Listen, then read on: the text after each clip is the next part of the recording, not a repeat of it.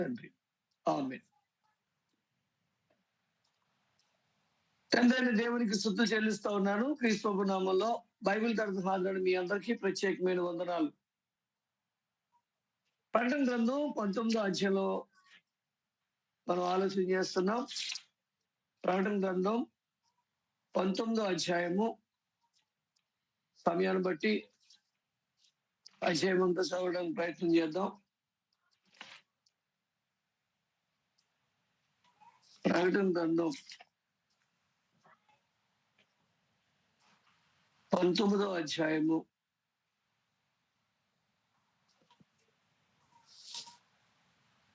దీంట్లో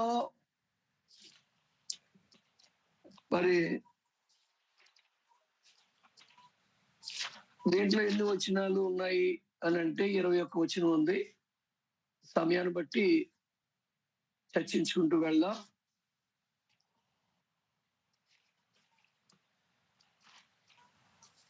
ప్రకటన గ్రంథం 19వ అధ్యాయం. పట్టణం అంటే రోమా పట్టణం యుద్ధ రంగంలో పతనమైనట్టు వర్ణించబడింది. క్రీస్తు ఆయన సైన్యం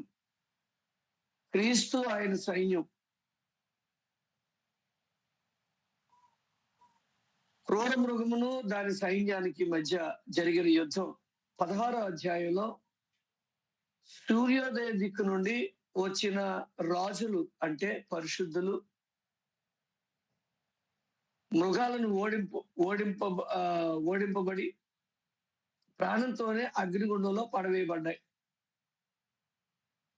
అంటే అవి పరిపూర్ణంగా నాశనం చేయబడ్డాయి. ఇక క్రూర మృగాలు లేవు. తన శత్రువు యొక్క పతనంలో పరిశుద్ధులు అనుభవించే ఆనందం పెండ్లి విందు సమయంలో అనుభవించే ఆనందంతో పోల్చబడింది. శత్రువు యొక్క పతనం క్రీస్తు ప్రభు వారు చేతుల నుండే చేయబడుతుంది. 17వ అధ్యాయంలో అంతరంగ కలహం రోము పతనంకు కారణమని నొక్కి చెప్పబడిన అది కూడా ప్రభు యొక్క జోక్యం వల్లనే జరుగుతుంది. అందువల్లనే 19వ అధ్యాయం 9లో గొర్రె పిల్ల పెండ్లు విందుకు పిలువబడిన వారు ధన్యులు అని వ్రాయము అని యోహాను ఆదేశించబడ్డారు. పరిశుద్ధులు ఆనందించడం, వివాహపు విందు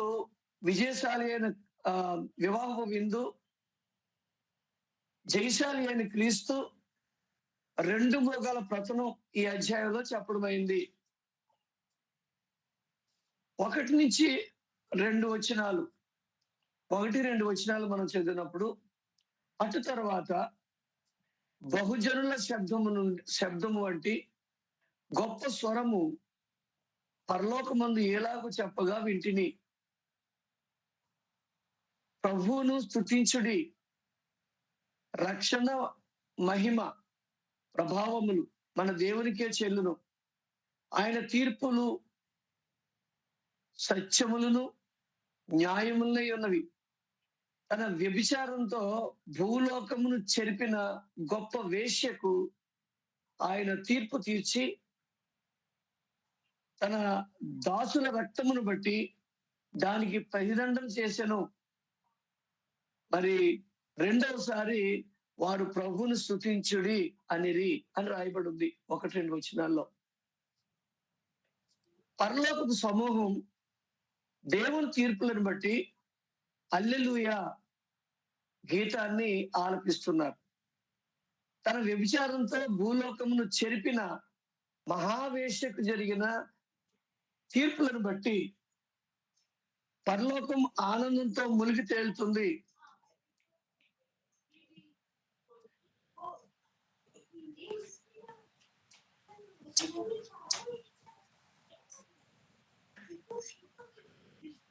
పరిశుద్ధులను హింసించిన రోము కూలిపోయినందుకు పరలోక వాసులు ఆనందిస్తున్నారు. దాని వాటిని వీరి విజయమైంది. హల్లెలూయా అంటే అక్షరార్థంగా యెహోవాను స్తుతించుడి అని అర్థం. ఈ అర్థంలో ఈ అర్థం యెహోవా అనే పదప్రయోగం కొత్త నిబంధనలో చేయబడలేదు.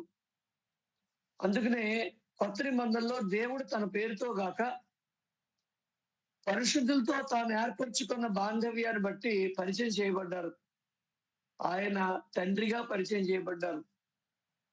కొరింథీయులకు రాసిన మొదటి పత్రిక 8వ అధ్యాయము 6వ వచనం ప్రకారంగా ఆయన పేరును బట్టి సూచించవలసి వచ్చినప్పుడు పెద్ద అక్షరాలు పెట్టి ప్రభువు అని సూచింపబడ్డాయి. మీరు గమనించండి, కొత్త నిబంధనలో ప్రభువు అనే పదం పెద్ద అక్షరాలతో ఉంటే అది తండ్రి అయిన దేవునికి చెందిందిగా భావించండి. ప్రభువు అని చిన్న అక్షరాలతో ఉంటే అది క్రీస్తు వారికి సంబంధించిన పదంగా భావించండి. ఇక 3వ వచనం, ఆ పట్టణపు పొగ యుగ యుగములు పైకి లేచున్నది అని రాయబడి ఉంది. రోమ పతనం వల్ల నిజంగా శ్రమానుభవంలో ఉండిన దేవుని పిల్లలకు ఎంత ఊరట, ఎంత ఆదరణ కలిగిందో, క్రీస్తు రక్తమును బట్టి దానికి ప్రతిదండన చేసిన వాడు సింహాసనాసీనుడైన పరమదేవుడు. ఆయన వర్ణనాతీతుడు, జ్ఞానమునకు మితియు లేనివాడు. ఆయన తీర్పులు న్యాయములను సత్యములై ఉన్నాయి. ఆయన నీతి గల న్యాయాధిపతి. ఎవరికి ఏమి ఎలా చేయాలో బాగుగా ఎరిగినవాడు. తన ప్రజలను ఎలాగో ఆదరించాలో, వారిని శ్రమ పెట్టిన వారికి ఎప్పుడు ప్రతిదండన చేయాలో ఆయనకి ఎవరు నేర్పక్కర్లా. నేర్వనవలసిన అక్కర్లేని స్థితిలో దేవుడు ఉన్నాడు. ఎవరు నేర్పక్కర్లా. ఆయన నేర్చుకోవాల్సిన పని కూడా లేదు. ఎందుకంటే ఆయన న్యాయవంతుడు, సత్యవంతుడు. ఆయన తీర్పులు సత్యమైనవి అని గ్రంథం చెప్తా ఉంది. ఆ పరిశుద్ధులు ఈ సమయం కొరకు ప్రార్థిస్తున్నారు. శిరచ్ఛేదనం చేయబడిన వారు కేకలు వేశారు. హింసింపబడిన వారు కన్నీళ్లు కార్చారు. పరిశుద్ధుల ప్రార్థనలకును శిరచ్ఛేదనం చేయబడిన వారి కేకలకును హింసింపబడిన వారి కన్నీటికి ఫలితంగా రోము కూలిపోయింది. కనుకనే తేజవాసులు హల్లెలూయా అనే పల్లవిని 2 సార్లు ఆలపించారు. మొదటి పల్లవి సింహాసనాసీనుడగు వారి తీర్పులను బట్టి, రెండవది ఆ పట్టణపు గతిని బట్టి హల్లెలూయా అని ఆలపించారు. 3వ వచనంలో ఆ పట్టణ పొగ యుగ యుగంలో లేచును అంటే దాని పతనము శాశ్వతమైంది అనడానికి ఇది సూచనగా ఉంది. రోము శ్రమ పెట్టగలిగింది ఈ జీవిత కాలంలోనే, కొంతకాలం మట్టుకే. అయితే దాని పర్యవసానంగా తాను అంటే రోము అనుభవించే ఈ శిక్ష ఏదైతే ఉందో ఆ శిక్ష యుగ యుగములు అన్నట్టుంది. 4వ వచనం, అప్పుడు ఆ 24 పెద్దలు 4 జీవులు ఆమెన్ ప్రభువుని స్తుతించుడి అని చెప్పుచు సింహాసనాసీనుడకు దేవునికి నమస్కారం చేసినట్టు రాయబడింది. ఈ హల్లెలూయా పల్లవిని సింహాసనపు వాతావరణం అంటే చుట్టూ ఉన్నవారు కూడా ఆలపించారు. అంటే సింహాసనపు చుట్టూ ఉన్న వాతావరణం కూడా హల్లెలూయాను ఆలపించింది. ఈ వాతావరణంలో ఎవరున్నారు? 4 జీవులను 24 పెద్దలు ఉన్నారు. ఆ 4 జీవులు కెరూబులై దూతగణములకు ప్రతినిధులై ఉన్నారు అని గమనించాలి. 24 పెద్దలు యుగములలో తరములలో విమోచింపబడిన వారి ప్రతినిధులుగా అయి ఉన్నారు. అంటే ఎన్ని యుగాలు ఉన్నాయి? పితరుల యుగం, మోషే యుగం, క్రైస్తవ యుగం. పితరుల యుగంలో కూడా దేవుడిని నిబంధనను అనుసరించి నడిచిన వారు ఉన్నారు. మోషే యుగంలో ధర్మశాస్త్రాన్ని అనుసరించి నడిచిన వారు తన ప్రజలైన ఇశ్రాయేలీయులు ఉన్నారు. అలాగే క్రైస్తవ యుగంలో ఆ కొత్త నిబంధనను అనుసరించి నడిచిన వారు ఉన్నారు.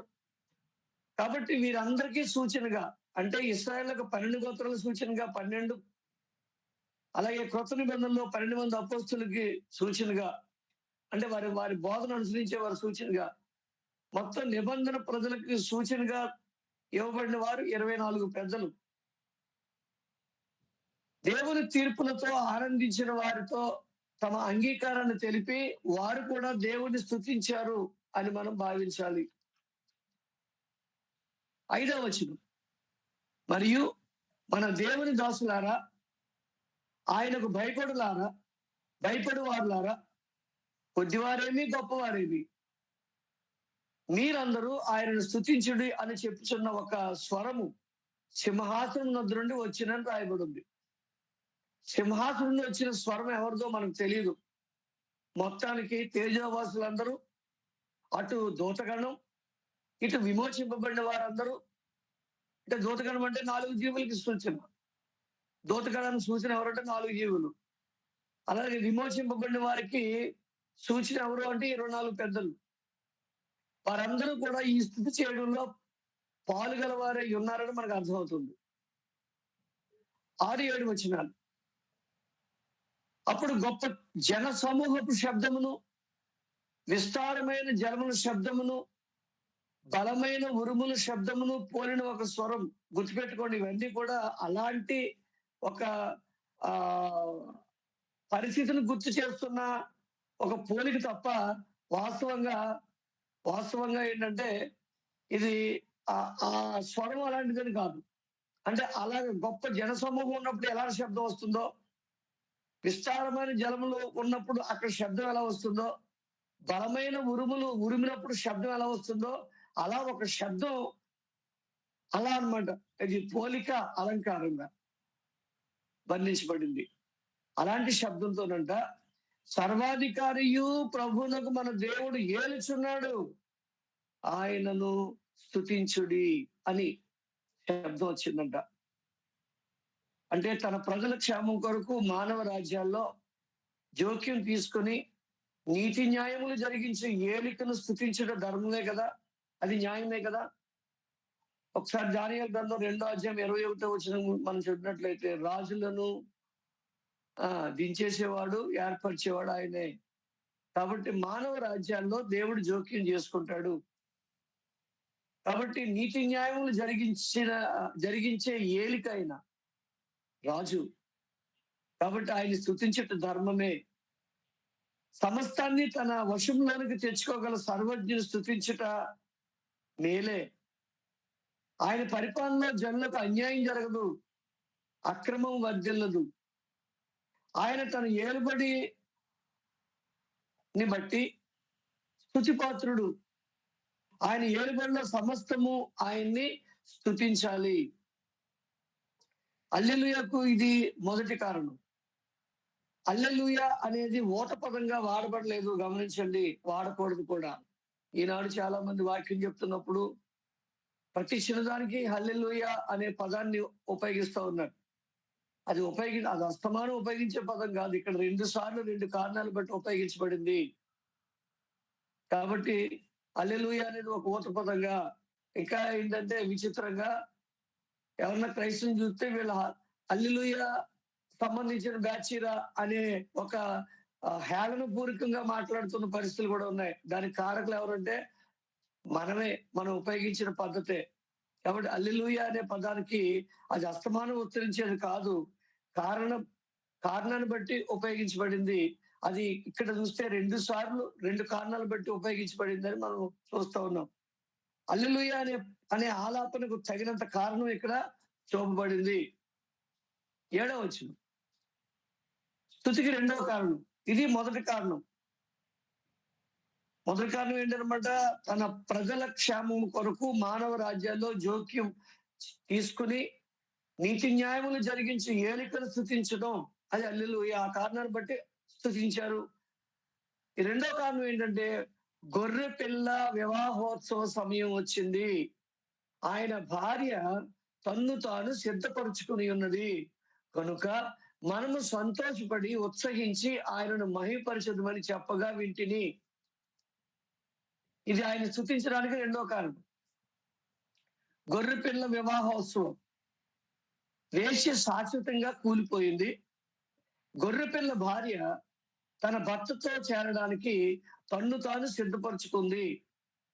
విస్తారమైన జలముల శబ్దం, మనోహరమైన లయతో కూడిన శబ్దం, బలమైన ఉరుములు శబ్దం పోలిన గంభీర స్వరంగా హల్లెలూయా, లెక్కింప సఖ్యము కాని పెదవుల నుండి యథేచ్ఛగా గంభీరంగా వస్తూ ఉంది.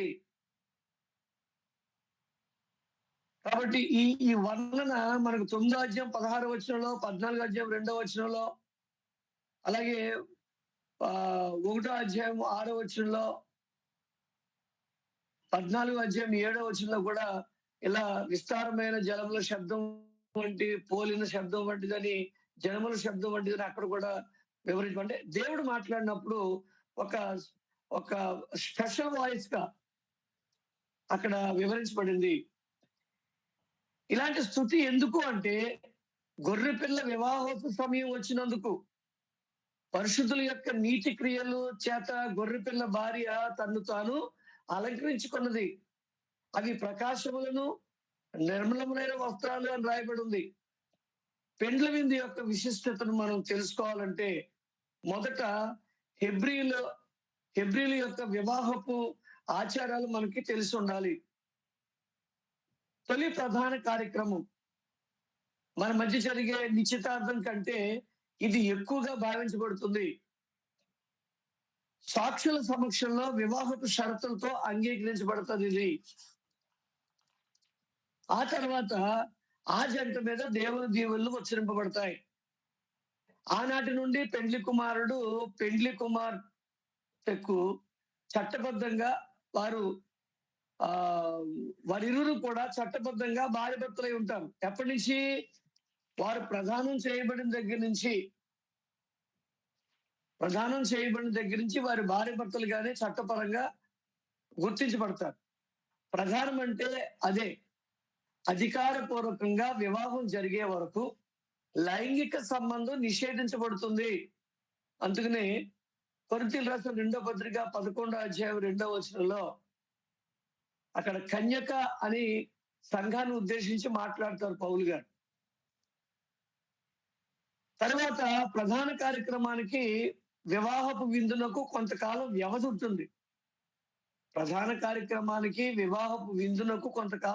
ఉంటుంది.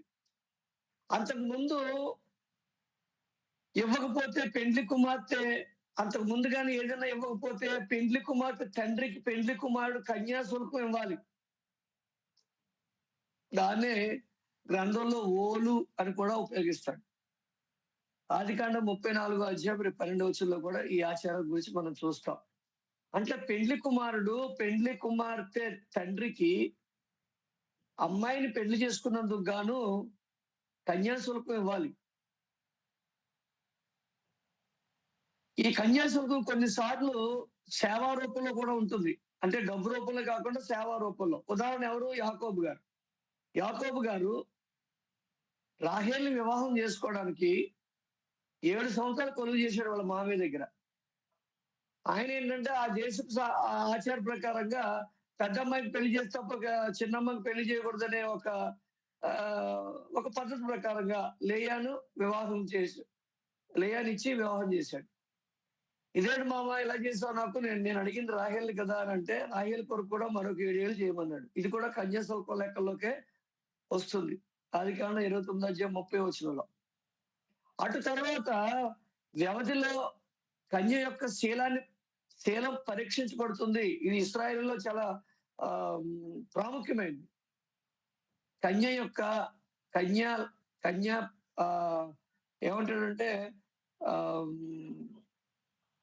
ఆ కన్యస్థపు స్వభావం, ఆ శీలం యొక్క పరిస్థితిని పరీక్షిస్తారు అనేది గ్రంథం చెప్తుంది సహోదరుల.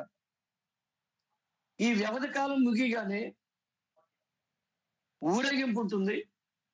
డ్యూటీలు పట్టుకుని పాడగల తన స్నేహితులతో పెండ్లి కుమారుడు తన తనకు ప్రదానం చేయబడిన స్త్రీ ఇంటికి ఊరేగింపుగా వస్తాడు. అతను పెండ్లి కుమార్తెను తీసుకుని తన సొంత ఇంటికో లేక తల్లిదండ్రుల యొక్క వాసానికో తిరిగి ఊరేగింపుగా తీసుకెళ్తాడు. ఇది మత్తయి సువార్త 9వ అధ్యాయం 15వ వచనంలో, మత్తయి సువార్త 25వ అధ్యాయం 1వ వచనంలో మనకు చెప్పబడుతూ ఉంది. అదే కదా 25వ అధ్యాయం 1వ వచనంలో, ఒక పెండ్లి కుమారుడు వచ్చేటప్పటికి దివిటీలు పట్టుకుని ఎదుర్కోవడానికి 10 మంది కన్యకులు అక్కడ ఏర్పాటు చేయబడతారు కదా. పెండ్లి కుమారుడు వచ్చేసరికి ఎవరు దివిటీలు అయితే వెలుగున్నాయో వారు పెండ్లి కుమారుతో పాటు లోనికి వెళ్ళిపోతారు. ఎవరి అయితే ఆరిపోయినాయో వారు బయట ఉండిపోతారు. కాబట్టి అది అలాంటి సందర్భం, అలాంటి పరిస్థితులు వాళ్ళకి తెలుసు కనుక ఆ ఉపమానాన్ని ఉపయోగించి సిద్ధపాటు గురించి క్రీస్తు గారు చెప్పిన ఉపమానం అది. కాబట్టి పెండ్లి కుమారుడు దూరదేశం నుండి వచ్చిన వాడై ఉంటే అట్టి పరిస్థితుల్లో వివాహపు విందు పెండ్లి కుమార్తె అంటేనే ఏర్పాటు చేయబడుతుంది. చివరిగా వివాహపు విందు వివాహపు రాత్రి భోజనంతో చేర్చి ఉల్లాసపు కార్యక్రమాలతో 7 రోజులు జరుగుతుంది, లేక కొన్నిసార్లు 14 రోజులు జరుగుతుంది. మత్తయి సువార్త 22వ అధ్యాయం 1వ వచనం నుండి మనం ఆలోచిస్తే ఇలాంటి సంప్రదాయం మనకి తెలుస్తుంది. పెండ్లి కుమారునికి పెండ్లి కుమార్తెకును మధ్య గల ప్రేమ సంబంధాలు, పెండ్లి కుమార్తెకి పెండ్లి కుమారుడికి మధ్యనున్న ప్రేమ సంబంధాలు, వారి మధ్య ఉండే ప్రమాణాలు అవన్నీ కూడా యెహోవాకును ఆయన ప్రజలకును, అంటే ప్రజలైన ఇశ్రాయేలీయులకును మరియు క్రీస్తుకును ఆయన సంఘానికి మధ్య గల ఆత్మ సంబంధమైన పోలికతో అనేక చోట్ల వివరించబడ్డాయి. యెషయా గ్రంథం 50 అధ్యాయం 1వ వచనంలో, 54వ అధ్యాయం 1వ వచనంలో, 62వ అధ్యాయం 5వ వచనంలో, ఇర్మియా గ్రంథం 2వ అధ్యాయం 32వ వచనంలో, హోషేయ గ్రంథంలో 2వ అధ్యాయం 1వ వచనంలో, మత్తయి సువార్త 9వ అధ్యాయం 15వ వచనంలో, యోహాను సువార్త 3వ అధ్యాయం 29వ వచనంలో, కొరింథీయులకు రాసిన 2వ పత్రిక 11వ అధ్యాయం 2వ వచనంలో, ఎఫ్సి పత్రిక 5వ అధ్యాయం 32వ వచనంలో, మరి అలాగనే ప్రకటన గ్రంథం 21వ అధ్యాయం 9వ వచనం, కొలసీ పత్రిక 1వ అధ్యాయం 21 నుంచి 23 వచనాల్లో ఇలాంటి భార్య భర్తల మధ్య ఉండే బంధం, ప్రేమానురాగాలు, సంబంధాలు ఉద్దేశించి యెహోవాకిను ఆయన ప్రజలకును, లేకపోతే క్రీస్తుకును ఆయన సంఘానికి ఉండే ఆ పోలికలు మనం అక్కడ చూస్తాం. ఇప్పుడు సంఘం క్రీస్తుకు పవిత్రురాలైన కన్యకగా ప్రదానం చేయబడింది అని కొరింథీ పత్రిక 2వ అధ్యాయం 11వ అధ్యాయం 2వ వచనంలో, కొరింథీయులకు రాసిన 2వ పత్రిక 11వ అధ్యాయం 2వ వచనంలో చెప్పబడింది. క్రీస్తుకు పవిత్రురాలైన కన్యకగా ప్రదానం చేయబడిందని. ఆయన దానికి కన్యాశుల్కం చెల్లించాడు. ఏంటో తెలుసునా? అపోస్తలుల కార్యాలు 20వ అధ్యాయం 28వ వచనంలో ఏంటో కన్యాశుల్కం? ప్రభువు తన స్వరక్తం ఇచ్చి సంపాదించుకున్న తన సంఘం కొరకు ఏం చేశాడు ఆయన? సంఘం అనే వధువు లేక తన భార్య అయిన సంఘం కొరకు కన్యాశుల్కం చెల్లించాడు. ఆయన తన ప్రాణాన్ని పెట్టారు. సంఘం అనే తన పెండ్లి కుమార్తెను ఆయన కొనుక్కున్నాడు. క్రీస్తు అదే కదా ఎఫ్సి పత్రిక 5వ అధ్యాయం 27 నుంచి మనకి ఏముంది? క్రీస్తు కూడా సంఘంను ప్రేమించి అది ముడతైనను కళంకమైనను అటు మరి ఏదైనను లేక పరిశుద్ధమైనది గాను నిర్దోషమైనది గాను మహిమగల సంఘము గాను ఆయన తన ఎదుట దానిని నిలువబెట్టుకొనవలెనని వాక్యము చేత, అంటే వాక్యముతో ఉదక స్నానం చేత, అంటే బాప్తిసం, దానిని పవిత్రపరిచి పరిశుద్ధపరచుటకే దాని కొరకు తన్ను తాను అప్పగించుకొనును. అది అనమాట తాను పొందబోయే సంఘము అనే వధువు కోసం తన్ను తాను అప్పగించుకొనును అని అక్కడ వివరించబడింది. తన సంఘం కొరకు క్రీస్తు ప్రభు చేయవలసిన కార్యాన్ని ఆయన జరిగించారు.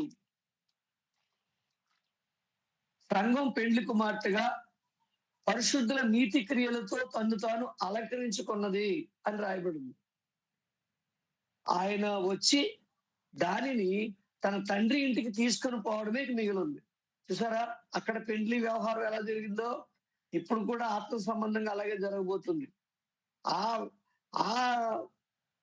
ఆ సంఘాన్ని ఒక వధువుగా పోల్చి, ఒక పెండ్లి కుమారుడు పెండ్లి కుమార్తె కొరకు ఏదైతే కన్యాశుల్కం ఇస్తాడో, ఇచ్చి వివాహం ఆడతాడో, వివాహం ఆడి ఆ తన తండ్రి ఇంటికి తీసుకుని వెళ్తాడో, అలానే క్రీస్తు వారు సంఘం అనే వధువు కొరకు తన ప్రాణాన్ని పెట్టి తాను చేయవలసిన కార్యాలన్నీ చేసి ఆయన ఇక మిగిలింది ఏముంది అంటే ఆ ఆ వధువుని తన తండ్రి ఇంటికి తీసుకెళ్లేది ఉంది. ఇది ఎలా జరుగుతుంది? ఆర్భాటంతో జరుగుతుంది, ప్రధాన శబ్దంతో జరుగుతుంది, దేవుని బోరతో ఆయన వస్తాడు. ఎందుకంటే మన పెండ్లి కుమారుడు ఆర్భాటంగా వచ్చే సంప్రదాయం ఉందిగా. అలాగే ఈ పెండ్లి కుమారుడు ఈ సంఘాన్ని తీసుకువెళ్ళడానికి ఎలా వస్తాడు? ఆర్భాటంతోనూ, ప్రధాన శబ్దంతోనూ, దేవుని బోరతోనూ వచ్చి ప్రభువు తన పెండ్లి కుమార్తెను తోడుకొని ఆయన పోయాడంటే ఇక మిగిలింది ఏముంది? గొర్రెపు లేక పెండ్లి విందు ఉంది. దానికి సంబంధించిన ఉత్సవాలు ఉన్నాయి. పరలోకంలో ఇది పరలోక సంబంధమైనదిగా జరుగుతుంది. అది గుర్తుపెట్టుకోవాలి. ఆ విందు ఎక్కడ జరుగుతుంది? పరలోకంలో జరుగుతుంది. ఆ మహానందంలో పాల్గొనడం అనేది ఎంత ధన్యతయో ఒకసారి ఆలోచించండి. ఆహా! క్రీస్తునందు నమ్మకస్తులైన జనులు నిజంగా ఎంతటి భాగ్యవంతులో కదా! శ్రమించి కల్వరి శిలువలో ఒంటరి పోరాటం జరిగించి తన స్వరక్తంతో తన సంఘాన్ని సంపాదించుకున్న క్రీస్తు ఆ దినమును ఎలా అతిశయిస్తారో ఆయన. ఆయనకి అతిశయమే కదా. పైగా తన హింసల గుండా, శ్రమానుభవం గుండా దాటి అవతలకు వెళ్ళిన ఆయన భార్య అయిన సంఘం ఎంతగా ఆనందిస్తుందో చెప్పజాలం. ఒకరు అందులో ఉండి అనుభవిస్తే తప్ప మానవ భాషలో ఆ విషయాలు మనం వివరించలేము. అది బై ఎక్స్పీరియన్స్ మనం దాన్ని అనుభవించగలం. దాన్ని దాన్ని ఏమంటారు? సృష్టించగలం. మానవ భాషతో దాన్ని వర్ణించలేం. అంత ఆనందం. ఆ అనుభవాన్ని పొందడానికి మనం సిద్ధపడాలి. అంటే క్రీస్తు వారు మనల్ని తీసుకెళ్లే విధంగా మనం సిద్ధపడి ఉండాలి. అందుకనే పరిశుద్ధుల నీతి క్రియలనే వస్త్రాలు వారు ధరించుకున్నారు, నారబట్టలు ధరించుకున్నారు అని 19వ అధ్యాయంలో చెప్పబడుతూ ఉంటుంది. రైట్. 9వ వచనం. మరియు అతను నాతో ఎలాగ చెప్పారు, గొర్రెపిల్ల పెండ్లి విందుకు పిలబడిన వారు ధన్యులని వ్రాయము. మరియు ఈ మాటలు దేవుని యథార్థమైన మాటలను నాతో చెప్పాను. సార్ ఆ మాటలకి ఆ దాన్ని ఏమంటారు? దాన్ని స్ట్రెస్ ఇస్తున్నాడు ఆయన. ఎలా అనమాట? ఈ మాటలు నేను చెప్పే మాటలు కాదు, దేవుని యథార్థమైన మాటలని నాతో చెప్పాను రాయమన్నారు అన్నమాట.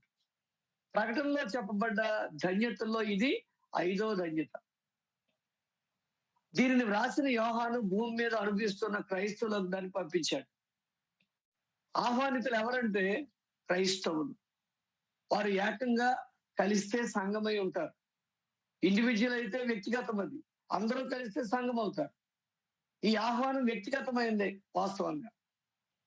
ఏ పెండ్లి విందుకైనా లోక సంబంధంగా ఎవరైనా పిలవబడాలంటే పెండ్లి ఇంటికి సొంత వారై ఉండాలి, లేదా స్నేహితులై ఉండాలి, లేదా బంధువులై ఉండాలి.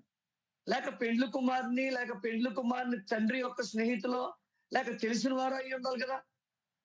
కానీ ఏ బంధము ఏ సంబంధం లేని వారిని, తెలియని వారిని ఎవరు పిలవరు కదా.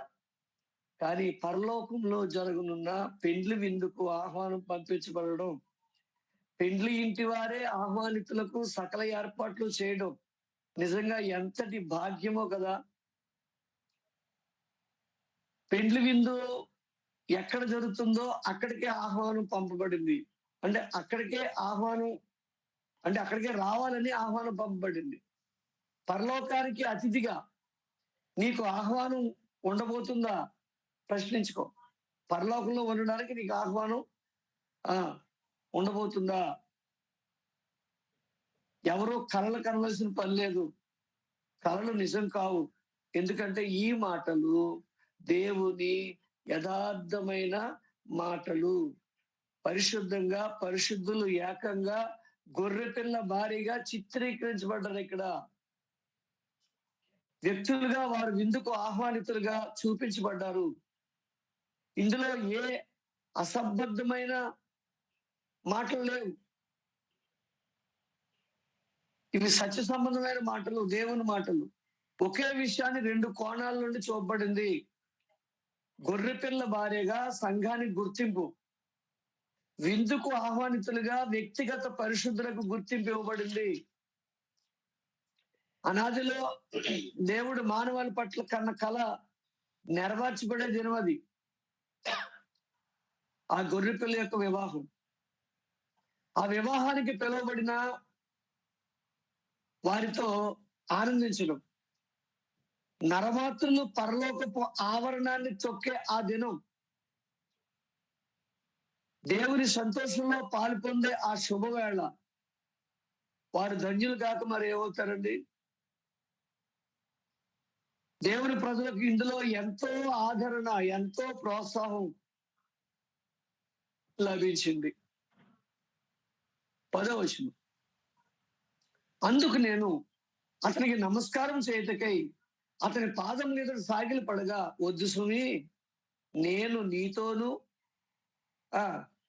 యేసును గూర్చిన సాక్ష్యము చెప్పు నీ సహోదరులతోనూ సహదాసుడను, దేవునికే నమస్కారం చేయుము అని ఆ వర్తమానం చెప్పిన ఆ దేవదూత చెప్తా ఉన్నారు.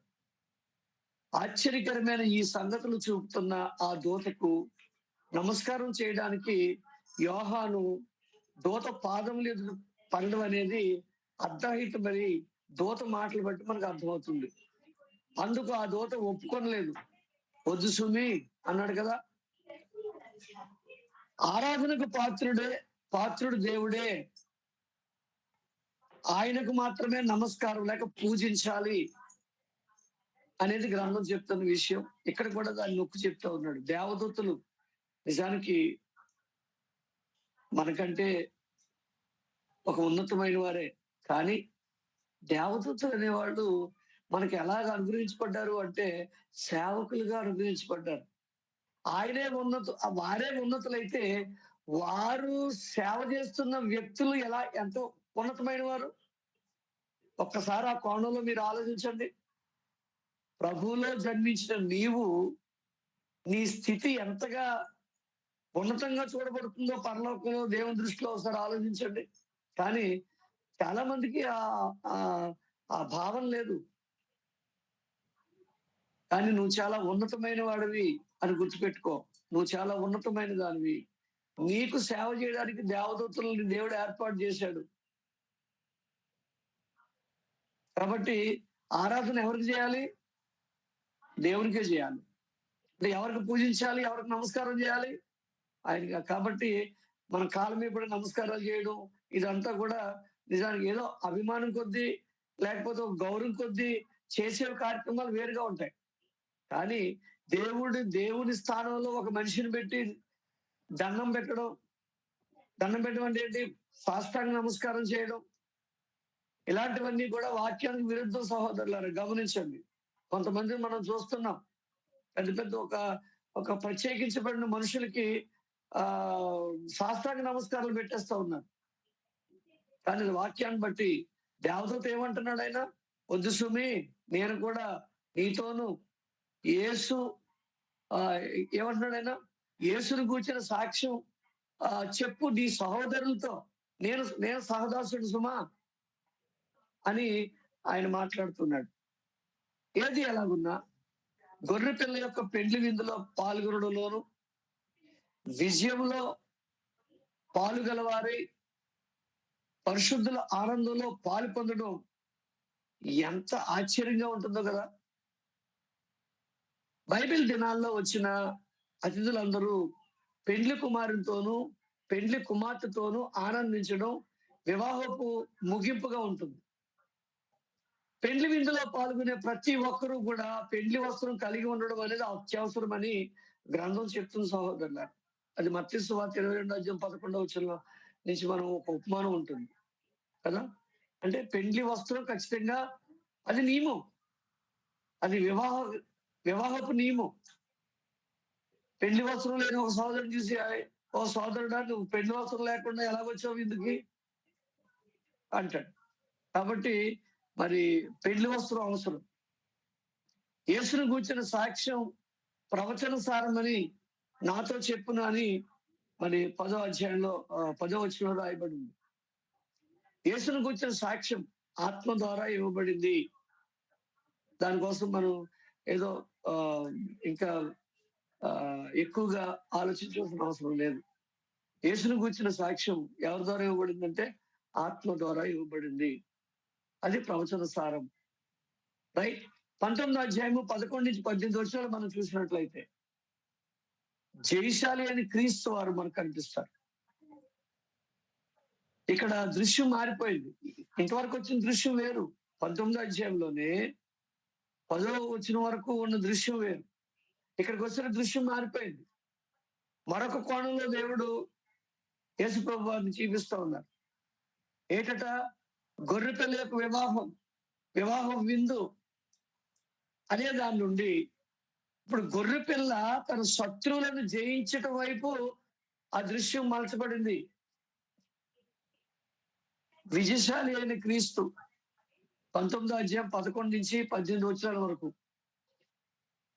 ఇప్పటి వరకు బబులోను అనబడిన రోమ్ కూలిపోవడం 18వ అధ్యాయంలో చూసాం.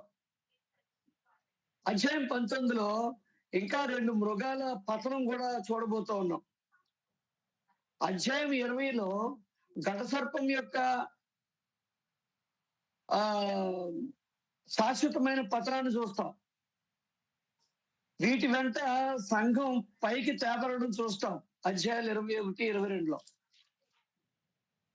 11 నుంచి 13 వచనాలు చదువుతున్నాం. మరియు పరలోకము తెరవబడి ఉన్నట్టు సూచితని. అప్పుడు అదిగో తెల్లని గుర్రం కనబడెను. దాని మీద కూర్చున్నవాడు నమ్మకమైన వాడును సత్యవంతుడును అను నామం కలవాడు. ఆయన నీతిని బట్టి విమర్శ చేయొచ్చు, యుద్ధము జరిగించుచున్నాడు. ఆయన నేత్రములు అగ్ని జ్వాలల వంటివి. ఆయన శిరస్సు మీద అనేక కిరీటాలు కనబడింది. వ్రాయబడిన ఒక నామము ఆయన కలదు. అది ఆయనకే గాని మరెవరికీ తెలియదు. రక్తములో ముంచబడిన వస్త్రం ఆయన ధరించుకొని ఉండను. మరియు దేవుని వాక్యము అను నామము ఆయనకు పెట్టబడి ఉండెను అని రాయబడి ఉంది. ఈ వర్ణన నిస్సందేహంగా మన ప్రియ ప్రభు అయిన యేసుని తెలుపుతుంది. దీంట్లో ఎవరు డౌట్ పడక్కర్లేదు కదా. తెల్లని గుర్రం మరలా పరిచయం చేయబడింది. శత్రువులను జయించిన రాజు యుద్ధానంతరం స్వారీ చేయ గుర్రం అది. ఇది యుద్ధానికి వెళ్ళక ముందు వచ్చిందంటే దాని మీద కూర్చున్న వానికి విజయం తప్పదన్నమాట. కూర్చున్నవాడు విమోచించడంలోను తీర్పు తీర్చడంలోను నమ్మకమైన వాడు సత్యవంతుడై ఉన్నాడని 1వ అధ్యాయం 5వ వచనంలో, 3వ అధ్యాయం 7వ వచనంలో, అలాగే మరి 14లో రాయబడి ఉంది. క్రీస్తు న్యాయం తీర్చువాడని యెషయా గ్రంథం 11వ అధ్యాయము 4, 5 వచనాల్లో రాయబడింది. అగ్నిజ్వాల వంటి కన్నులు గలవాడని ప్రకటన గ్రంథం 1వ అధ్యాయం 14వ వచనంలో రాయబడింది. అనేక రాజు మగుటాలు ఆయనకు ఉన్నాయి. ఒకడు అనేక విజయ మగుటాలు పొందొచ్చు కానీ రాజ్యానికి మాత్రం ఒక రాజమకుటమే, అంటే ఒక కిరీటమే ఉంటుంది. కనుక ఈయన అనేక రాజ్యములను జయించిన వాడై పాలించేవాడై ఉన్నాడు అని అర్థం చేసుకోవాలి. ఆయనకు నమ్మకమైన వాడు అని ఒక పేరు, సత్యవంతుడు అనేది మరి ఒక పేరు, ఆయన వ్రాయబడిన ఒక నామం ఆయన కలదు. అది ఆయనకే గాని మరి ఎవరికి తెలియని నామం. మరియు రక్తంలో ముంచబడిన అంటే చిలకరించిన వస్త్రము ఆయన ధరించుకొని ఉండెను అని రాయబడి ఉంది. రౌద్రంతో శత్రువులను అణగదొక్కగా వారి రక్తము నా వస్త్రం మీద చిందింది అన్నట్టు యెషయా గ్రంథం 63 2-3 వచనాల్లో ఉన్న సమాచారం ప్రకారంగా, మరియు దేవుని వాక్యమును నామము ఆయనకు పెట్టబడి ఉన్నది అని రాయబడి ఉంది. దీనితో ఈ రౌతు ఎవరో ఊహించిన అవసరం లేదు, ఎందుకంటే మనకు తెలిసిపోతుంది ఎవరైనా తీసుకోవాలి. ఇందువల్ల రెండు విషయాలు తేటగా బయలుపడుతున్నాయి.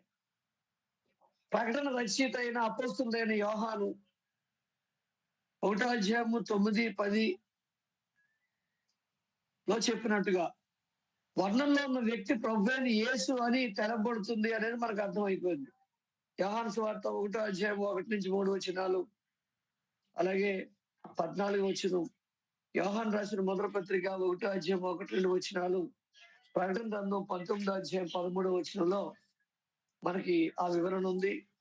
ఇది ఖచ్చితంగా ఈ వర్ణన ఎవరి గురించి అంటే క్రీస్తు వారి గురించి, ప్రభువైన యేసు గురించి. 14 వచనంలో పరలోకమందున్న సేనలు శుభ్రమైన తెల్లని నారబట్టలు ధరించుకుని తెల్లని గుర్రాలెక్కి ఆయన వెంబడించారు అని రాయబడింది. పరలోకపు సేనలు తన వస్త్రాధరణను బట్టి తమ జీవిత పోరాటంలో జయించిన వారయ్యన్నట్టు మనకు అర్థమవుతుంది. 3:4 వచనం ప్రకారం చూసినట్లయితే ప్రకటన వారు ఎక్కిన తెల్లని గుర్రం ఈ విషయాన్ని స్థాపిస్తుంది. తన సైన్యానికి ముందు నడిచే రాజు టీవీగా వెళుతూ ఉంటే ఆయన వెంట వెళ్ళేవారు పరలోకపు సేనలు కూడా అదే విధంగా ఉన్నట్టు సాగుతున్నట్టుంది. అందుకే మనం పాడుకున్నాం, యేసుతో టీవీగాను పోదమా, అడ్డుగా వచ్చి వైరి గెలవను అని అన్నమాట. కాబట్టి యేసు ప్రభు వారు ముందు వెళ్తుంటే వెనకాల ఆయన సైన్యం వెంబడించి వెళ్తుంది. ఆ సైన్యం ఎవరు అంటే, ఒకటి వారి జీవిత పోరాటంలో జయం పొందిన వారు, అలాగనే పరలోకపు సేనలు, వీరందరూ కూడా ఆయన్ని వెంబడిస్తా ఉన్నారు.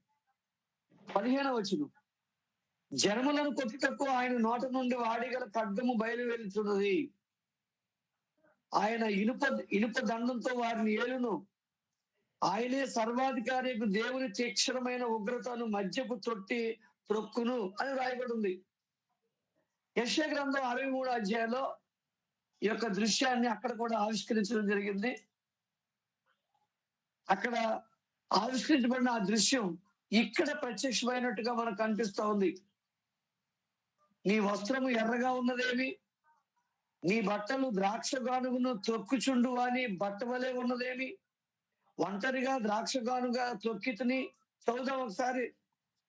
యెషయా గ్రంథం 63 యెషయా గ్రంథం 63 యెషయా గ్రంథం 63 2-3 వచనాలు చదువుతున్నాను చూడండి. నీ వస్త్రములు ఎర్రగా ఉన్నదేమి, నీ బట్టలు ద్రాక్ష గానుగను త్రొక్కుచుండు అని బట్ట వలె ఉన్నవేమి, ఒంటరిగా ద్రాక్ష గానుగను త్రొక్కితిని, జనములలో ఎవడునూ నాతో కూడా ఉండలేదు. కోపగించుకొని వారిని త్రొక్కితిని, రౌద్రం చేత వారిని అణగద్రొక్కితిని, వారి రక్తము నా వస్త్రము చిందినది, నా బట్టలన్నీ డాగులే అని అక్కడ చెప్తా ఉన్నాడు. అది ప్రవచనంగా. ఇక్కడ అదే ఆ దృశ్యం ఇక్కడ ఆవిష్కరించబడినట్టుగా మనం చూస్తా ఉన్నాం. శత్రువులపై దేవుని ఉగ్రతను ప్రభువైన యేసు అమలు చేశారు. తన నోట నుండి వచ్చి ఖడ్గంతో ఆయన శత్రువులతో యుద్ధం చేశారు. అంటే యుద్ధము చేస్తారు అనేది. జనములను కొట్టు ఆయన ఆయుధం అదే. ఆయన ఇనపదండంతో వారిని ఏలును. ఇనపదండం అనేది ఆయన రాజదండం, అంటే అధికార దండం, ఆధిపత్య దండం. కీర్తనలు 2:9 చెప్పన్నట్టుగా మెస్సియా పాలనది సూచిస్తుంది. తన శత్రువులను ఆయన తీర్పుతో దర్శిస్తాడు. తెల్లని గుర్రం విజయానికి గుర్తు. సత్యవంతుడు విమోచించడానికి తీర్పు తీర్చడానికి నమ్మకమైన వాడని 1 ప్రకటన 5వ వచనంలో, 3:7-14 వచనాల్లో చెప్పబడుతోంది. నీతిని బట్టి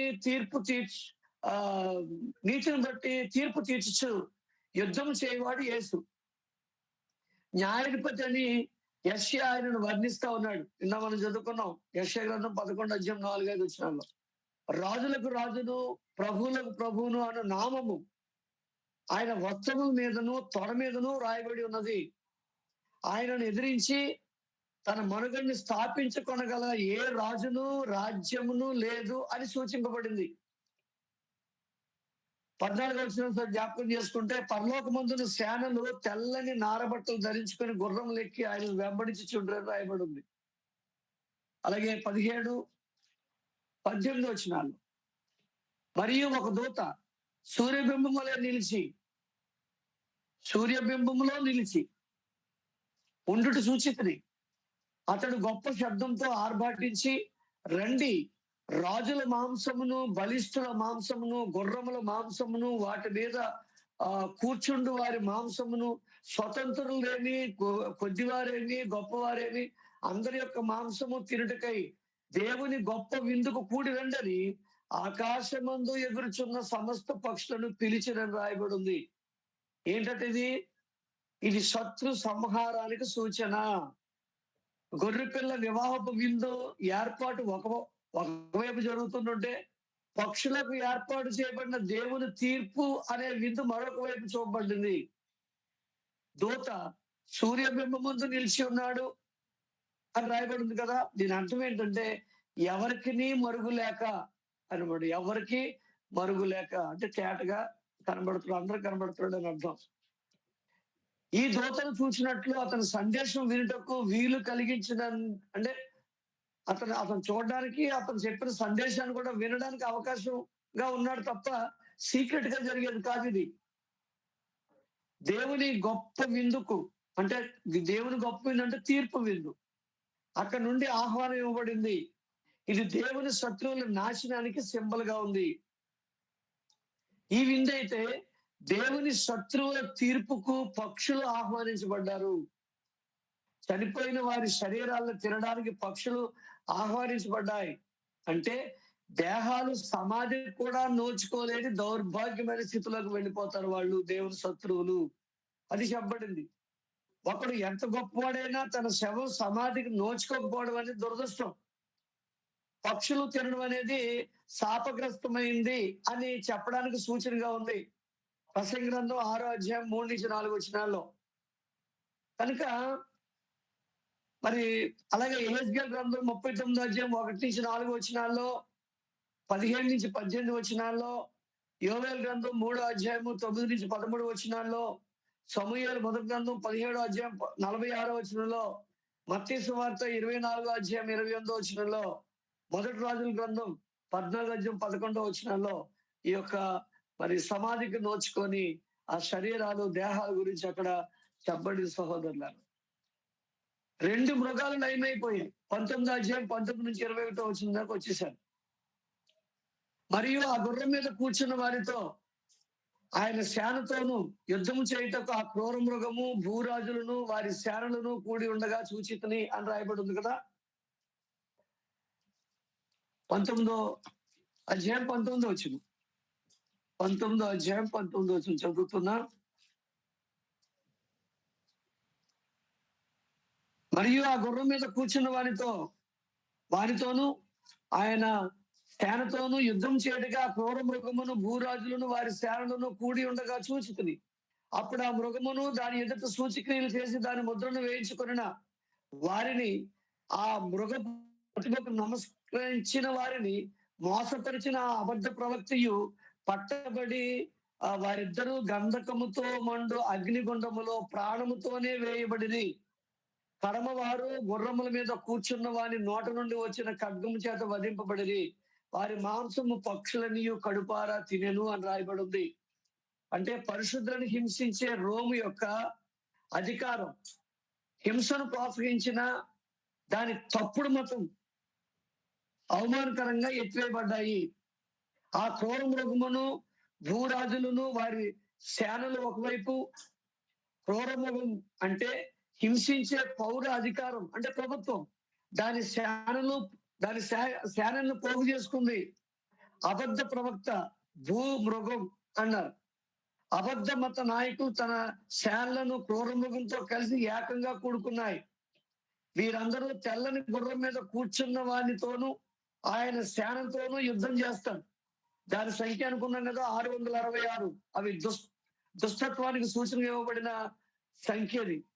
ఆ మృగము నాశనానికి జోగిపోతుంది అని 20వ వచనంలో అది అంతా అయిపోయింది అనేది చెప్పబడింది. యుద్ధం అంతా ముగిసిపోయినా ఏమి జరిగింది మనకు కనిపించలేదు. కానీ 2 మృగాలు అగ్నిగుండంలో పడవేయబడతాయి. రోము చంపబడుతుంది. ఆకాశ పక్షులన్నీ కడుపారా తిన్నాయి అంటే దాని అర్థం ఏంటంటే నిజంగా పక్షులు వస్తాయి, శవాలు తింటాయి కాదు. అక్కడ శాపగ్రస్తమై లయమైపోతుంది. ఏది? క్రూర మృగం, భూమృగం, ఏమండి, క్రూర మృగం, భూమృగం, అలాగే మరొకడు ఉన్నాడు కదా గడ సర్పం, వాడు. ముగ్గురు కూడా లయమవుతారు అనేది ఈ యొక్క అధ్యాయాన్ని మనం క్లుప్తంగా చూసినట్లయితే తన లౌకికమైన అపిత్రతో లోకులను అపిత్రపరిచిన రోము నగరం తన చర్యల్లో పతనమై పరిశుద్ధ రక్తాన్ని అపరిమితంగా ఒలికించినందుకు భయంకరమైన తీర్పు పొంది శాశ్వతంగా కూలిపోయింది. రోమా ప్రభుత్వం యొక్క అధికారాన్ని, తన క్రూరత్వాన్ని పరిశుద్ధుల మీద చూపి ఓటం పాలైంది.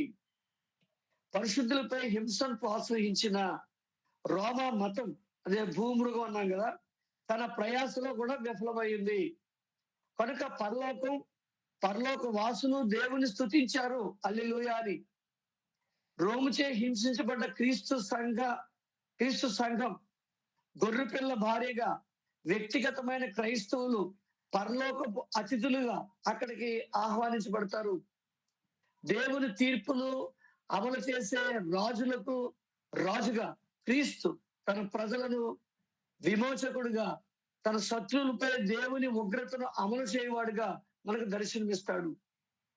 తన సైన్యానికి ముందుగా నడిచే రాజుగాను, ఆయన సైన్యం ఆయన వెంట పోయే జనంగాను జయమొందిన ఉత్సవాన్ని పంచుకుంటారు. సాతాను కడపటి నాశనానికి ముందు క్రీస్తు సంఘాన్ని ప్రత్యేకించి వ్యక్తిగత క్రైస్తవులను లయపరచడంలో తాను వినియోగించుకున్న మహాబలీయమైన సాధనాలు ఏంటో తెలిసిన క్రూర మృగమైన రోము యొక్క హింసించే ప్రభుత్వాధికారి అధికారం గాని, ఆ హింసను ప్రోత్సహించిన మతం గాని అపవాదికి సహాయం చేయలేకపోగా అవి శాపగ్రస్తంగా లయపరచబడ్డాయి, అంటే నాశనం చేయబడ్డాయి. దానితో అపవాదికి తీరని నష్టం, అవమానం అవి మిగిల్చాయి. ఇది 19వ అధ్యాయం చెప్తున్న సమాచారం సహోదరులరా. కాబట్టి విషయాలు జాగ్రత్తగా అర్థం చేసుకోండి. ఒకవేళ వెంటనే అర్థం అవ్వకపోతే మరొకసారి ఈ వీడియో చూడండి. మీకు లేఖనాలు కూడా ఇవ్వబడ్డాయి, పరిశీలించండి. దేవుని చిత్తమైతే వచ్చే వారం 20వ అధ్యాయం చదవబోతా ఉన్నాం. చాలా విషయాలు ఉన్నాయి దాంట్లో. ప్రార్థన చేసుకుని ముగించుకున్నాం. ప్రార్థన. సర్వోన్నతుడా, కృప కలిగిన మా పరలోకపు తండ్రి, మీ ఘననామానికి స్తోత్రాలైనా 19వ అధ్యాయం వివరించుకున్నాం దేవా. దాంట్లో ఉన్న సంగతులన్నీ కూడా తేటగా అర్థం చేసుకున్నాం. అవి మా మనసులో భద్రం చేసుకుని వాటిని ధ్యానిస్తూ దేవా, మేము ఒకవేళ ఈ భూమి మీద కొద్ది కాలమే హింసించబడతామేమో, కానీ శాశ్వత కాలం మేము దేవుని యొక్క దేవుని సన్నిధిలో మీ సంతోషాన్ని అనుభవిస్తామని, ఒకవేళ ఇక్కడ ఎవరైతే దేవుని ప్రజలను హింసిస్తారో అలాంటి వారు ఈ జీవిత కాలంలోనే కాకుండా తరతరాలు యుగ యుగాలు కూడా హింసించబడతారని, మరి నాశనానికి వెళ్తారని గ్రంథం ద్వారా ఆదరించబడుతూ ఉన్నాం. ఎంతవరకు ఓపిక ఉన్న మా ప్రియ సహోదరులను వారి కుటుంబాలను దీవించండి, మీ కృపలో భద్రపరచండి. కార్యక్రమాన్ని ముగించుకు వెళ్తున్నాం, సహాయం చేయండి. ఇక్కడ ఉండే ఏలక్ష్యంలో ఉండే క్రీస్తు ప్రభు సంఘాన్ని దీవించండి. సంఘంలో ప్రతి కుటుంబాన్ని ఆశీర్వదించండి. ప్రతి వారికి కావాల్సిన ఆయురారోగ్య బలాలు దయచేయండి. సుఖం, సంతోషం, సమాధానం, శాంతి అనుగ్రహించండి. మీ చిత్తాన్ని బట్టి మరొకసారి కలుసుకొని ఇంకా కొన్ని సంగతులు ఆలోచన చేయడానికి మా అందరికి సహాయం చేయమని మా ప్రభు యేసుక్రీస్తు వేడుకొంచున్నాం తండ్రి. ఆమేన్. అందరికీ వందనాలండి. వందనాలండి. అమ్మా వందనాలు తల్లి. వందనాలమ్మా. Thank you. వందనాలండి అంకుల్ గారు. వందనాలు తల్లి. వందనాలమ్మా.